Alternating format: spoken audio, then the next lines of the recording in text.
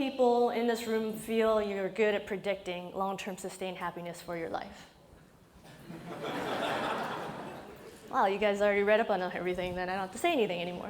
Because the research shows, which is really interesting, that we as humans are super bad at predicting what will make us long-term sustainably happy. And when I say super bad, I'm not talking about this super bad. This is a form of super bad. What I'm talking about the super bad is that we live in this time in a society that we're pretty lucky. We've got a lot of luxuries that previous generations don't. You know, we're avid learners. We want to read and learn and be educated in the world, yet we're still so super bad. And this is the kind of super bad I'm talking about. I mean, look at her, top right. She probably just got her financial statement from Merrill Lynch. She's realizing, you know, I worked so hard. I thought money was going to make me happy, but no, I was wrong. Bottom right, she thought maybe having a boyfriend at such an age might give her some happiness, but clearly this call proved her wrong. So taking it back to us, take a moment to think, you know, what are our goals in our life? What are your goals in your life? And what's interesting about this question is that if you ask it enough times, whether it's, you know, get a job or get married and have kids or, you know, whatever, be healthier, you ask yourself why enough times, it usually comes back to the same answer, happiness. And so that's what I thought was so interesting to me, that as humans, we're actually hardwired to find and seek happiness in our life. And it's such a, you know, simple, basic thing. We want to be happy. So why are we so super bad at it? And Dan Gilbert actually had a great TED Talk where he talks about, you know, why are we happy? And he talks about how it's just a total moving target. You know, we always say, you hear people saying just like, oh, when I get this, I'll be happy. Or when I get this, that, I'll be happy. But it's always a moving target. And it's interesting, a lot of people know about lottery winners that, you know, from the time that they would win the lottery to a year later, they're not actually happier. Some are even less happy. And the inverse is actually true, which is really interesting, that he interviewed people that lost a limb or became blind. And from the time that they had that happen to a later point in life, they actually had the same level of happiness, if not more. So I thought that was really interesting. Before I go and talk a little bit more, you know, about all this happiness stuff, I just want to tell you a little bit about me. I just find it ironic because when I was born, I was not a poster child of happiness. I mean, I had a great childhood, don't get me wrong, but I was just not that happy-go-lucky kid. If I could compare it to anything, I would say I was not the Ariel or Snow Whites of the world, but more so the brooding Violet in The Incredibles, where she was just thinking, you know, why is this happening to us? Why is the world so bad? Why am I here? And also Mulan, because I have two older brothers, and I just felt like growing up that all I had to do to, you know, survive was to kick some butt so I can, you know, keep on living in the world. So that made me reflect, you know, why am I so passionate about happiness now? And how did I get to this point? So going through that exercise, I kind of go back to my origins of Cal. Any Cal fans? Go Bears? Oh, God. Dagger to my heart. Okay, so I don't know if anyone's read the book Delivering Happiness, but basically Tony talks about his Asian American parents, and I have conservative Asian American parents too. And growing up, there was 3 things that I thought were quintessentially important for my success in life. Number 1 was getting into a good school. Number 2 was becoming a doctor or a lawyer. And number 3 was learning a variety of musical instruments. So I thought I had it made. I got into Cal Berkeley, I was studying pre-med, and I had a few years of piano under my belt.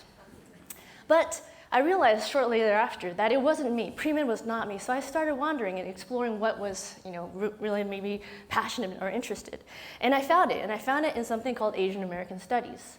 So when I told my parents, like, this is what I'm gonna do, I mean, they freaked out. They said, are you serious? You know, we're working all these jobs. We sacrificed so much for you guys. Your great-great-grandparents sailed the Pacific Ocean in an ocean liner and risked their lives so that you can study yourself? And I was guilt-ridden, but you know, that's the first time I said, I'm gonna stand and put my foot down, I'm gonna do it. I graduated, I was excited to face the world, and I realized what my parents were talking about. I didn't have a job. So I started freaking out and started cold calling every company I knew, and luckily for me, that was the time when the internet was born. So I became an internet consultant, and I thought, wow, life is easy. I had it all. I had the money, I had the title, the status. And as everyone knows, the dot-com bombed, and I got laid off, and I felt like the biggest failure because I thought all those things that meant something, the money, title, status, really meant nothing at all. And how someone that I hardly knew can take that away from me in a second, it just really floored me and changed, and it made me realize that I had to change something in my life. So again, back in the book, this is where Tony and I climbed Mount Kilimanjaro. And we had no idea at the time, but in hindsight, we were both actually seeking our passions. We had a slight difference because Tony had just sold his company, Link Exchange, to Microsoft. So he was at one extreme of the financial spectrum because he had all the money in the world, but he still wanted to find his passion because something was still missing. And I, on the other hand, lost all the money I had, but I still was trying to find something what can make my days every day meaningful. So when I came back from that trip, I decided to do things that actually meant something to me. So I just really explored. I just explored things that I never thought I could make a career out of. I started writing, I started doing graphic design, I started filmmaking, and through that process, I realized it's less about the task at hand, but more so the people that I was working with that inspired me to do more and more different things. And also through that process, I also realized that I had to prioritize this decision-making process in my life. Before, I realized I was thinking, when I was making decisions, it was all based on the money or the title or the status in my life. But what I realized is I should be basing it on what's most important to me. And for me, that's the people in my life. And so through that process, I became a freelance consultant, and then I started doing a lot of consulting with Zappos. And over the years, it's been over 8-9 years now, and I've seen them grow from a tiny little startup to this company that stands for so much in the world. And that's where the reflection stops. It makes me realize, I realize that if I make these decisions for myself, what I can control, because I can't control everything outside of me, I actually became a happier person. And so people are coming to us now and saying, well, are you serious? Like, companies can really use happiness as a business model? So, the company that's nearest and dearest to me, Zappos, and now, of course, delivering happiness, this is actually a picture of it in Las Vegas. There's not a rainbow over it every day, if you can believe that. But I choose this quote because Maya Angelou, people will forget what you said, forget what you did, but they'll never forget what you made them feel. And I guess for me, what this means is that it really captures the essence of what Zappos represents. And compared to a lot of the companies out there, especially after consulting at a lot of them, it's really far and few between where you see a company that's really driven by this whole notion of how you make people feel. This is actually a picture of the Zappos Kentucky warehouse. And some people might say it's a woman's dream closet. Some others might say it's a man's nightmare, unless you're Elton John or something. But it's a fascinating place to go. If you're ever in Kentucky or Vegas for that matter, I highly encourage a tour. And the fact is, this technology that drives this warehouse is amazing. And there's obviously been a lot of resources and financial commitment to that. But the reason why this is so interesting is because it's not because of the technology, it's cool, it's because it's all to drive this customer experience, to exceed expectations of what people think, what customer service mean. And internally, it's called PEC, personal emotional connection, so that someone in New York, let's say, orders a pair of shoes right before she goes to bed. And the next morning before she wakes up, after she wakes up, before she goes to work, she has the pair of shoes on her desk, on her front door. And that's kind of like the wow, emotional connection we're seeking. Yes, thank you. The fact that there's no call times, there's no scripts. Every customer service rep is encouraged just to stay as long as they want on the call with the customer. And I think the latest record that was broken was at 8.5 hours for a single call. No idea how the bathroom situation worked or whether they had snack breaks, but it goes to show. Another example is that, basically, they're allowed to do whatever, the customer service reps are allowed to do whatever they want to establish a relationship with people calling and interacting with Zappos. But what's the most interesting thing is that people see customer service when they think of Zappos. But the number one priority internally is company culture. And company culture in the sense that the belief is if you get that right, then everything else, like outstanding customer service, actually comes pretty naturally. So how is culture number one priority? I can't go through all these bullets, but just an example, one of the things we do at Zappos, or what Zappos does, is they offer $4,000 for someone that's gone through a 5-week training program to quit. And for some people, a lot of people, that's a lot of money. And it's a hard decision because in the end, what we're trying to do there is say, do you really want to take these core values in as a part of your life? And in fact, the amount keeps on going higher because that's not enough people taking that offer. Another thing we do is the Zappos Culture Book. And every year we ask employees to submit 2 to 3 paragraphs on what they think Zappos culture means to them. And we put it in a book, and it's completely unedited, so except for typos and grammar. But it's just a really transparent look at what Zappos represents. Because the good is printed, but the bad is printed as well. And so it's a really accurate and interesting look of whether or not, over these years, and it's done every year, so you can see whether or not the culture is actually scaling and growing and getting stronger or not. So how did Zappos get kind of on this track? There's 2 books out there that talk a lot about this Good to Great and Tribal Leadership. And their points of that book was that those 2 books was that it's actually counterintuitive. Those long-term sustainable brands out there didn't focus on things like bottom line or cutting costs. It's actually the 2 things that were most important was a solid company culture and having a higher purpose for your employees to rally behind. So here's this petri dish of Zappos and having this happiness thing as a business model. And in the last few years, one of the really proud achievements is that now it's ranked in Fortune's best companies to work for, and it's continuing to get higher up on that list, which is great. And so some of the lessons we've learned and how they've done it is, number one, commitment to culture and your customers, and the fact that you want to make your employees happy and customers happy. Number 2 is core values. Just have core values so that even though that everyone's going to be diverse, everyone brings their individuality, but if you have those core values, decisions can be made that much easier. Transparency, just be open and honest in your communications with not just your fellow employees, but to your customers and to your partners and vendors. Have a vision, and for Zappos obviously is to deliver happiness to the world. Relationships, we all have relationships outside of work that are meaningful to us. Why not have those relationships in work too? Because in the end, as it's shown at Zappos, that people are really excited to go to work and want to be there. And last one is just find the right team and hire and fire based on those values. So a lot of people say, great, that will never work in my company though.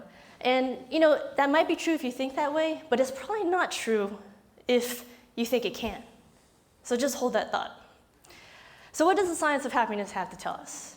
Sorry, that's the wrong flask. Wrong presentation. This is the right flask. We're talking about science and happiness and what have we learned from it. So we've kind of broken it down into a few different type of frameworks. Perceived control, having the feeling that you are free enough to make your own decisions in life. Perceived progress, that you're feeling that you're growing and developing in ways. Connectedness, having like the depth and breadth of your relationships in and outside of work. Vision and meaning is having a purpose that's higher than yourself. Another framework we talk about is Maslow's hierarchy, and this basically is saying that the last 2 tiers of safety and physiological needs, as long as we have a roof over our head, as long as we're getting fed, research shows that if you have those things, even if you're working harder, making more money, achieving more status in life, you're actually not a happier person. This goes to another framework where pleasure kind of happiness is the most fleeting, but it's kind of like going out and partying with your friends one night, or having the best date of your life, or winning an award. It's great kind of happiness, but unfortunately, it's hard to sustain, unless you're a rock star like Mike and Mark there. The next kind of happiness is what we're calling flow and engagement. And talk about engagement first. Engagement is basically when you're engaging with your friends, with your coworkers, and your passions and your basically your hobbies in your life. And flow is that state of mind when you're doing something for hours on end, but it just feels like minutes have just rolled by. And actually the guy that developed this whole concept of flow is named Mihai Csikszentmihalyi. And rumor has it that I think he developed the concept of flow because he tried to pronounce his name 10 times really quickly. So the last and most sustainable type of happiness is the higher purpose meaning. In the sense that, it means something else for different people. It's like either you're volunteering or you're just giving your time or your efforts or your money to something. And so this is just to kind of remind ourselves, if that's the most long-term sustainable happiness, finding that higher purpose and meaning, then why don't we try and focus on that first? And then the pleasure and the flow and the engagement kind of happiness almost becomes the icing on the cake. And the last framework of happiness I want to share is just that after all of this reading and studying, we realized there was kind of an epiphany that you can apply these same frameworks from an individual human sense to a business. And in the sense of, of course you need to have profit, of course you need to have pleasure, but if you add that up into passion and roll that up into a higher vision, you can actually potentially have a business model of happiness, or a model in life. And so that's why Tony and I were so inspired, and that's why we created the Delivering Happiness movement. And one of the examples of what we're trying to do is the PhD program, the Pursuit of Happiness Day. And this is going to happen April 13th, when Thomas Jefferson's birthday.